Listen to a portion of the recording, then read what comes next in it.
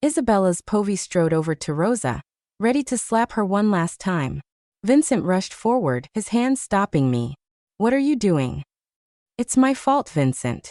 Mrs. Falcone has every right to be angry with me. First, I asked you to come to the pregnancy checkup with me, then I moved in here.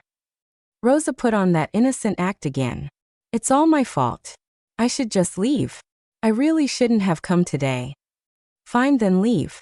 The thought crossed my mind that to my surprise Vincent, who had been trying to stop me from slapping Rosa, spoke up. I agree. You should leave, Rosa. I'm not going to force my wife out of here. I was stunned. After everything, I expected him to yell at me, to tell me to leave. Rosa was taken aback too, but in the next breath, she managed to shed a few tears, pleading, "Ow, my stomach hurts so badly. Is the baby angry with me?" Once again, I watched as Vincent's serious expression faltered. He softened for her. His hand hovered over her stomach, like she was the most delicate thing in the world. It made my blood boil. The way he always crumbled when she played the victim card made my stomach turn. "Vincent," I said through clenched jaws. "You can't possibly believe her, right?" But he didn't look at me, his attention entirely focused on Rosa. "She's in pain," he said, his voice gentle, like the words were meant for her, and only her. "Let's not make things worse." And so, Rosa stayed. My room became hers, and I was told to move to the first floor, the small room next to the nanny. Vincent tried to reassure me, saying, "It's only until her stomach calms down. I'll make sure you're back in your room before you even notice, okay?" Once again, I was told to wait. But what Vincent didn't realize was that I no longer wanted this baby, a child born without a father by their side, without a family to love and care for them. There was no reason for that life to come into this world. There was no need for another soul to suffer in this house. After that dramatic move-in day, Rosa settled in, but I never saw her. It was like nothing had changed. While she was probably enjoying her new space, I was focused on figuring out how to make contact with the outside world. Vincent still hadn't returned my phone. I even tried bargaining with Rosa, telling her that if she helped me, I would leave this place for good, meaning Vincent all to herself. But all she did was look at me with pure despise. "You thought I wanted Vincent? God, Isabella, I have to admit, sometimes I almost admire you. The lengths you're willing to go, the perfectly innocent act you've put on. I almost pity you." I had misjudged Rosa. I thought all she wanted was Vincent for herself, that she would help me disappear. But I was wrong. She wasn't after Vincent. She was after control. To her, we were nothing more than a spectacle, a show she could twist and manipulate for her own amusement. The depth of her scheming was beyond anything I had imagined. She truly disgusted me. Every day Vincent would come home, checking on Rosa's baby, acting like a perfect dad, playing with a child that wasn't even his. But when it came to me, he'd knock on my door, see that I was already in bed, and quietly shut it again. He never spoke to our baby. He never spent time with it. The room I had now was nothing compared to the nanny's quarters. It was so small that only a bed fit in here. There wasn't even space to sit. All the rooms in the mansion were claimed by Rosa. One for the baby, one for dancing, one for her computer and books, one for clothes, and one for storage. Vincent practically lived with her, sleeping in the same room. He called it helping her through her pregnancy. But who knew what else was happening behind those closed doors? Today, Vincent surprised me by knocking on my door. He hesitated before speaking. "Isabella, how have you been? Do you still want to get rid of the baby?" "You can trust me," he said softly. "I love you. I'll protect you."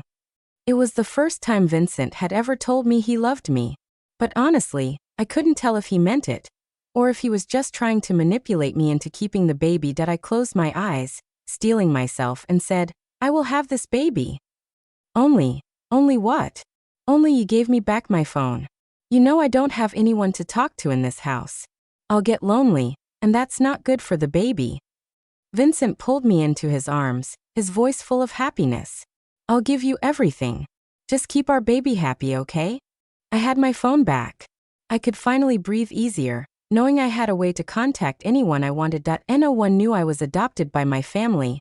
The one Vincent was familiar with. As for my birth parents, I found them 2 years ago. But back then, I was still deeply in love with Vincent, still married to him. I couldn't just leave.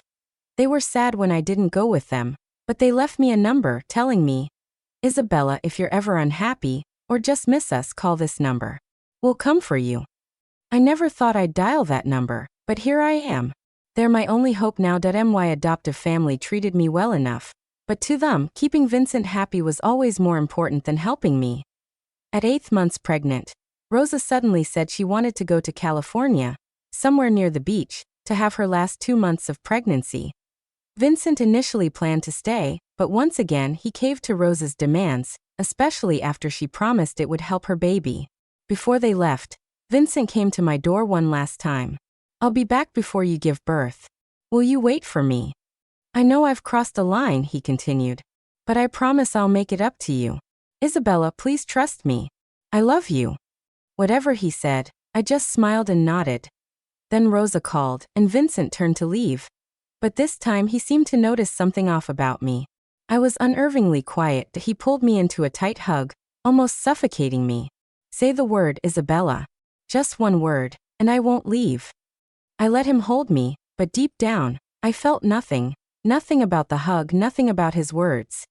You should leave, Vincent, I whispered. If you stay, you won't be the man I married. Vincent still didn't move, but I wasn't in the mood to play his games right now. All right then. How about you get that bitch and her stuff out of our mansion? I watched as Vincent blinked, surprised by the sharp edge in my voice. But I didn't wait for his response. Instead, I sneered. That's what I want. If you can't do it, then don't say it. I'm sick of your empty promises. With that, I turned and headed straight for the bathroom. Isabella's pub after their flight took off. I finally felt a sense of relief. Now all I had to do was wait for my real parents to pick me up. Just 12 more hours and I'd finally be free from Vincent and all the lies. I was so happy I even ate another piece of steak at dinner. When I spoke with my real parents on the phone, I told them Vincent had surrounded the mansion with nearly 30 bodyguards. My father chuckled on the other end. 30? Don't worry about it. Your dad has thousands of them. Just relax and wait for us, okay? He said that. I didn't know if he was exaggerating, but it was enough that they were coming to get me. After dinner, while I was reading in the living room, Rosa's mother arrived, followed by Vincent's parents and my adoptive parents. They all looked at me like I was the villain. Vincent's mother slammed a divorce agreement on the table. Sign this. Get rid of that bastard child in your belly. The Falcone family can't be more ashamed of you. Rosa's mother added. If I had my way, every family in New York would know what this bitch has done. The Caruso certainly raised a fine daughter on their own. She sneered. My adoptive father's face turned pale. He stood up, walked toward me, and slapped me hard across the face. My reputation, your mother's reputation. The entire Caruso family is being shamed by you. I was done with all the drama. I grabbed the divorce paper off the floor and before signing it I said, if I was carrying Vincent's child and Rosa wasn't, would you all regret it when you find out the truth? Before I could hear their response, I signed the paper. But what I hadn't expected was Vincent's mother demanding that I get the baby aborted immediately. I refused without hesitation. The baby was innocent. Even if I wanted nothing to do with Vincent, this child was still a part of me. She looked at me like I was nothing more than filth beneath her shoe, her voice dripping with disdain. Do you really think I'll let you give birth to whatever bastard you're carrying after you walked out of the Falcone mansion today? I clenched my fists, my nails digging into my palms as I met her gaze without flinching. I don't need your permission, I said coldly. This baby is mine and no one, especially not you, will decide its fate. Vincent's mother's lips curled into a mocking smirk. How naive. Do you really think you can defy the Falcone family and walk away unscathed? Rosa's mother scoffed, crossing her arms. Let her keep the child. It won't survive long enough to cause problems anyway. I felt the blood drain from my face. My heart pounded violently in my chest. What the hell does that mean? I demanded. Vincent's mother stepped closer, her perfume nauseatingly strong, her voice soft but laced with menace. It means, darling, that accidents happen every day. Women like you, they slip, they fall, they lose things. I stepped back instinctively, but my body trembled with rage.